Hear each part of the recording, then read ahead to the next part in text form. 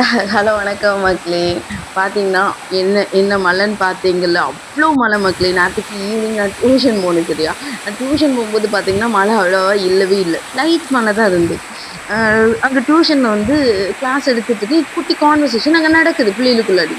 அப்போ ஒருத்தி சொல்றா, "அது எப்படியாவது நாளைக்கு லீவ் எடுத்துடணும்டி. இன்னைக்கு மழை வந்தா தான் நாளைக்கு லீவு வரும். கலெக்டர் அப்பதான் லீவ் விடுவாரு. லைட்டாலாம் வந்து மழை வந்தா லீவ் விட மாட்டாங்க." அப்படின்னு சொல்லி கான்வர்சேஷன் நடந்துட்டு இருக்கு. நான் அதில யோசிக்கிறேன். அந்த பிள்ளைங்கிட்ட கேட்டுட்டேன்.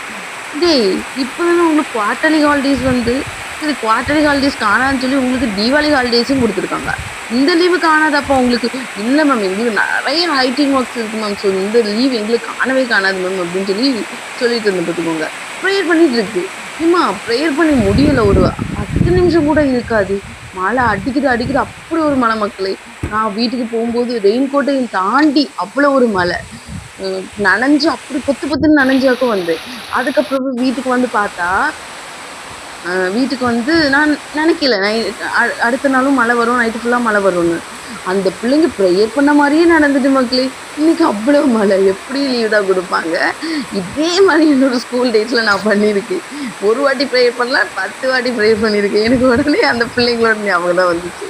ஸோ இதே மாதிரி யாராவது நீங்க பண்ணியிருந்தீங்கன்னா கமெண்ட்ல மென்ஷன் பண்ணுங்க. Thank you.